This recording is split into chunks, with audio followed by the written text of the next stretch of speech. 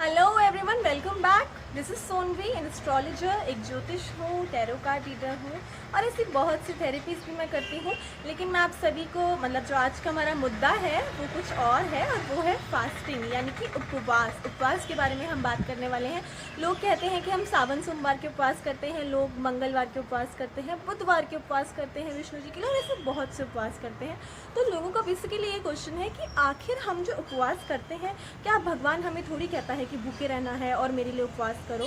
तो देखिए, भगवान तो ऐसा कुछ भी नहीं कहते। खैर, ये हमारे वेद, हमारे शास्त्र कहते हैं, और ऐसे कुछ ओल्ड स्क्रिप्चर्स हैं जो इस बारे में इसका ज्ञान देते हैं।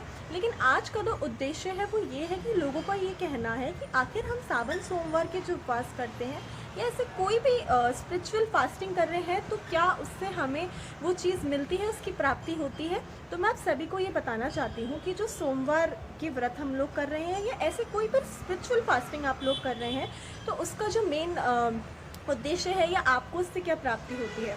देखिए, आध्यात्मिक उपवास के बहुत से लाभ हमारे जीवन में आते हैं और होते भी हैं, जैसे कि आत्मनियंत्रण और साथ ही अनुशासन। ये दोनों ही चीज़ें हमें हमारे जो सेल्फ कंट्रोल होता है हम लोगों को कंट्रोल में रखती हैं। और उसी के साथ में जब हम स्पिरिचुअल फास्टिंग करते हैं, जैसे लोग वेट लॉस की फास्टिंग भी करते हैं, लेकिन जब हम स्पिरिचुअल फास्टिंग कर रहे हैं तो इस उपवास के दौरान हम भगवान को और उनको सुनने की अनुमति हमें मिल जाती है, और हम लोग जो उनसे कहना चाहते हैं वो हम थोड़ा और ईजिली कह पाते हैं। देखिए, मैं आपको बहुत ही सरल तरीके से इस बारे में बता देती हूँ।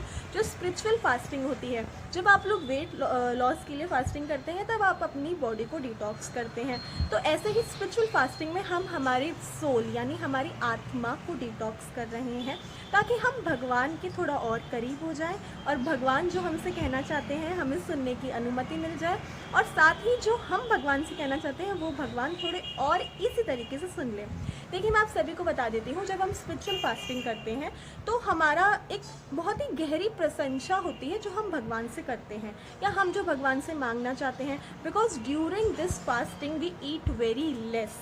हम लोग बहुत ही नामात्र के उसमें खाते हैं, तो तब हमारी जो ऊर्जा होती है वो सिर्फ भगवान के लिए समर्पित हो जाती है, और भगवान से हम जो मांगना चाहते हैं शायद वो हमें थोड़ा और इजीली मिल जाता है। इसलिए हम लोग स्पिरिचुअल फास्टिंग करते हैं या फिर हम उपवास करते हैं।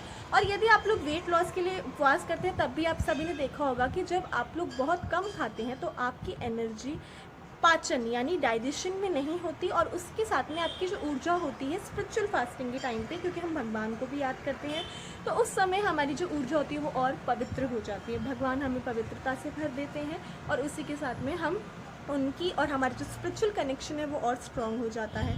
तो मैं आप सभी से कहना चाहती हूँ, यदि आप स्पिरिचुअल फास्टिंग यानी जो सावन सोमवार चल रहे हैं, बहुत ही अच्छा मौका है। यदि आप लोग ये एक बार ट्राई करेंगे तो आप लोगों को ये पता लगेगा कि आप लोगों ने बहुत ऐसी चीज़ें आप गेन कर सकते हैं अपनी लाइफ में, जो कि आपके लिए और आगे भी हेल्पफुल हो सकती है।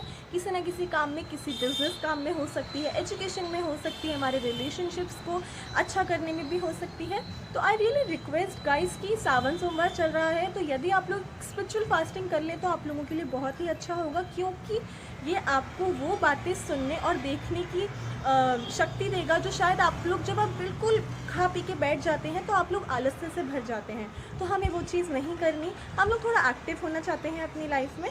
तो मैं आप सभी को ये कहना चाहती हूँ कि जो स्पिरिचुअल फास्टिंग है वो आप लोग ज़रूर कर सकते हैं, बहुत इजी भी होती है, और फलाहार पे जीना है, कुछ घंटों के लिए जीना है, लेकिन आप लोग बहुत कुछ गेन कर सकते हैं। उसी के साथ में हम फिर मिलेंगे। आप लोगों की ऐसी कोई भी क्वारीज़ हो तो आप इस वीडियो के नीचे मुझे कमेंट बॉक्स में बता सकते हैं, और मेरी वीडियो ज़रूर सब्सक्राइब करें ताकि आपको और ऐसी कुछ इन्फॉर्मेशन मिलती रहे।